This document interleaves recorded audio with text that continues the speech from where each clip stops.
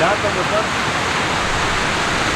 والا 2 تا گوسفند کشتیم 6 تا مرده قاق داریم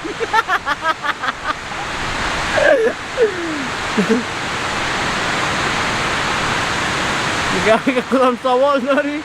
ادریس جان پشت صحنه است بگو که من جواب بکنم چند تا مرغ؟ مرغ زیاد از اینجا منطقه خوش نمید مرغ تو مرغ است همین جگه بودی نمیگویی بسیار یک جای لکس است برای بازی گفت نویسو برو مرا بگی همه تا گرفته برو مرا بیا کن